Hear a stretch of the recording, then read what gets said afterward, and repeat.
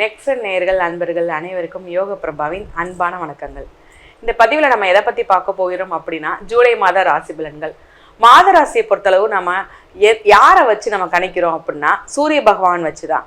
சூரிய பகவான் எந்த ராசியிலேருந்து எந்த ராசியில் இருக்காரு, மற்ற கிரகங்களின் கோச்சாரத்தின் அடிப்படையில் ஒவ்வொரு ராசியில என்ன மாதிரியான கிரகங்கள் இருக்குது அதன் அடிப்படையில் தான் பார்ப்போம்.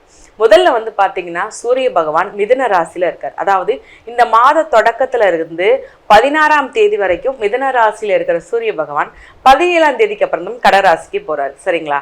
அது மட்டும் இல்லாமல் கடகராசியில ஏற்கனவே யார் இருக்காங்கன்னா, புதன் பகவான் இருக்கிறாங்க, குரு பகவான் இருக்கிறாங்க, சுக்கிரன் இருக்காரு.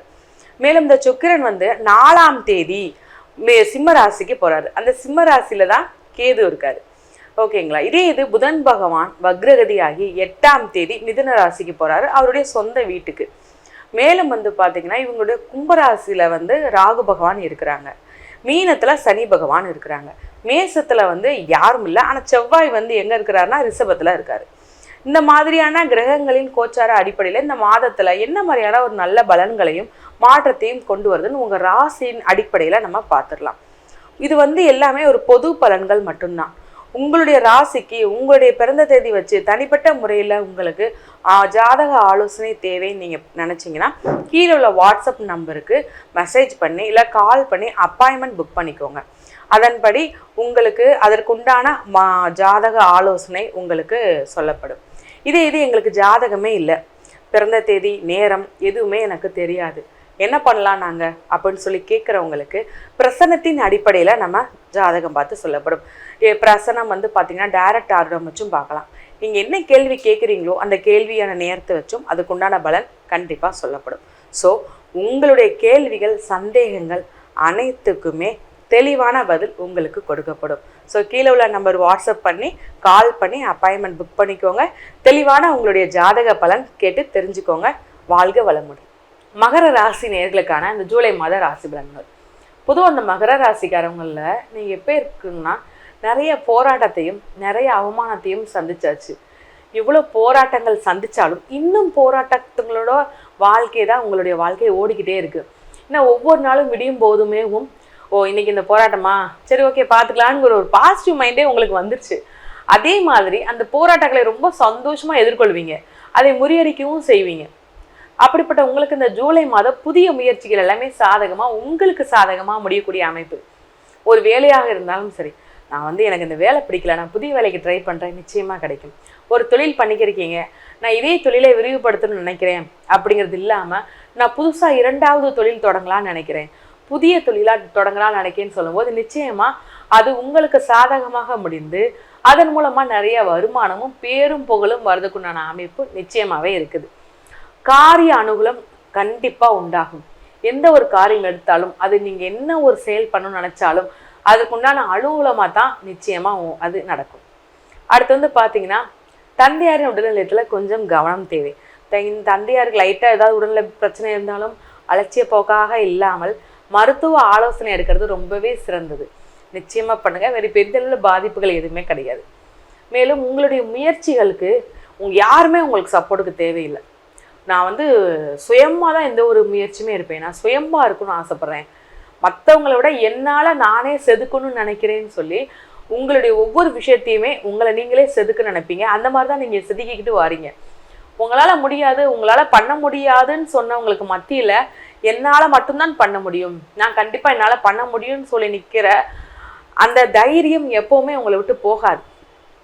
அது மேல் தான் அதிகமாகும்.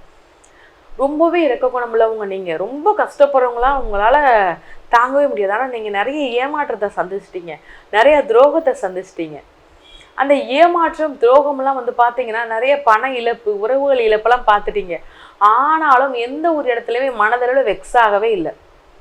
ஏன்னா என்ன ஒரு விஷயம் எடுத்தாலும் தடங்கள் வந்துக்கிட்டே இருக்கே அப்படின்னு நீங்கள் மூளையில் முடங்கி போய் உட்காரலை. ஆனால் நிறைய நடந்திருக்கு. ஆனாலும் நம்ம உட்கார தானே நம்மளை போட்டு அமுக்கும், நம்மளால் முடியலன்னு சொல்லி. ஆனால் நம்ம எதிர்த்து நின்றுட்டோம்னா நம்மளை விட்டு போயிடும்னு சொல்லி அந்த ஒரு நம்பிக்கையை வச்சு எந்த ஒரு விஷயத்தையுமே பயத்தை முன்னாடி எடுத்து வச்சு தூக்கி எடுத்து தூர போட்டு தைரியத்தை வச்சு உங்களுடைய ஸ்டெப் எடுத்து வைக்கிறது மூலமாக எல்லாமே வெற்றி, எல்லாமே அனுகூலம் தாங்க. எந்தவித பாதிப்புமே கிடையாது. அரசாங்க அதிகாரிகள் மூலமாக ஒரு நிறைய அறிமுகங்கள் உங்களுக்கு கிடைக்கும். அதாவது பெரிய பெரிய ஒரு நிறைய பெரிய பதவியில் இருக்கவங்க அறிமுகம், இல்லை உங்களுக்குலாம் சினி ஃபீல்டு போகணுன்னு ஆசை இருக்கும், கலைத்துறையில் போகணும்னு ஆசை இருக்கும், பொதுத்துறையில் போகணும்னு ஆசை இருக்கும், பிரபலமாகணும்னு ஒரு ஆசை இருக்கும். இது எல்லாமே இந்த காலகட்டத்தில் நடக்கிறதுக்கு உண்டான அமைப்பு தான் நிச்சயமாகவே இருக்குது உங்களுக்கு மகர ராசி நேயர்களுக்கு. ஏன்னா அவங்க மூலமாக ஏதாவது ஒரு ஆதாயம் ஏற்பட வாய்ப்பு இருக்குது. நீங்கள் யார் என்னன்னே தெரியாமல் நிறைய பேருக்கு உதவி பண்ணியிருக்கீங்க. அந்த உதவி பண்ணவங்கலாம் சேர்ந்து உங்களுக்கு ஒரு பெரிய உதவி, உங்களுக்கு அவங்களால ஏதாவது ஒரு ஆதாயம் உங்களுக்கு கிடைக்கக்கூடிய அமைப்பு இந்த மாதம் நிச்சயமாக இருக்குது. ஆனால் சில இடத்துல மட்டும் பிள்ளைகளால் தேவையில்லாத வீண் அலைச்சலும் செலவுகளும் உண்டாகிறதுக்குண்டான அமைப்பு மட்டும்தான் இருக்குது. சரிங்களா? அது தேவையற்ற ஒரு செலவு. பிள்ளைங்க ஆசைப்பட்டாங்க, எனக்கு இது வேணும், ஆனால் உங்கள் பேச்சு உங்கள் பிள்ளைங்க கேட்பாங்க, ரெஸ்பெக்ட் பண்ணுவாங்க, மதிப்பாங்க, எல்லாம் செய்வாங்க. ஆனாலும் சில நேரங்களை எப்படி வாதப்படுத்தி எனக்கு வேணும்னு சொல்லி கேட்கும்போது உங்களுக்கு சரி பிள்ளைங்க நம்மகிட்ட எதுவுமே கேட்கல, இல்லை எதானே கேட்காங்கன்னு சொல்லி வாங்கும்போது அது தேவையில்லை வீண் செலவாக போகும். வாங்கி 2 நாளில் உடைக்கிறது, இல்லை ஏதாவது பிரச்சனையாக்குறது, ப்ராப்ளம் ஆக்குறது அப்படிங்கிறத, ஏதாவது ஒரு வண்டி வாங்கி கொடுத்துருப்பீங்க, அதை உடனே உடச்சிட்டு வந்துடுது, கீழே விழுந்துட்டு வந்துடுது, இந்த மாதிரியான சில சில விஷயங்கள் பண்ணுவாங்க. ஸோ பிள்ளைங்கிட்ட கொஞ்சம் கவனமாக எந்த ஒரு பொருள் கொடுத்தாலும் கவனமாக கொடுங்க. இந்த வயசுக்கு தேவையான பொருள் தானா அப்படிங்கிறத பார்த்து பிள்ளைங்களுக்கு வாங்கி கொடுங்க. அதுதான் உங்களுக்கு ரொம்பவே நல்லா இருக்கும். சரி, முதல்ல நம்ம என்ன மாதிரியான உடல்நிலை பாதிப்பு வரும் அப்படின்னு சொல்லி பார்த்தோம்னா, உங்களுக்கு உடல் அலைச்சல் தான். அந்த அலைச்சல் மூலமாக உடல்நல சோர்வு ஏற்படும். அதை மட்டும் கொஞ்சம் நீங்கள் உடலுக்கு மட்டும் நீங்கள் ஓய்வு கொடுத்தா போதும். நல்லா தூங்கி எந்திக்கணும். என்ன ஒரு வேலையாக இருந்தாலும், எந்த ஒரு தொழிலாக இருந்தாலும் உங்களுடைய உடலுக்கு ஓய்வு நிச்சயம் தேவை. அதை மட்டும் கரெக்டாக கொடுத்துருங்க. வேறு எந்தவித பெரிய பாதிப்புமே இருக்காது. என்ன வழிபாடு பண்ணால் நல்லா இருக்குன்னு சொல்லி பார்த்தோம்னா, நீங்கள் வழிபடக்கூடிய தெய்வம் அய்யனார் வழிபாடு பண்ணுங்கள். கஷ்டப்படுறவங்களுக்கு ஏற்கனவே நீங்கள் உதவி பண்ணிக்கிட்டு தான் வாரீங்க. உங்களால் முடிஞ்ச அளவு இன்னும் உதவிகள் பண்ணுறது மூலமாக உங்களுக்கு இந்த பாதிப்புகள்லாம் கொஞ்சம் குறைய ஆரம்பிக்கும். உங்களுக்கும் உங்களுடைய குடும்பத்திற்கும் கடவுளின் அருள் பரிபூர்ணமாக கிடைக்கும்.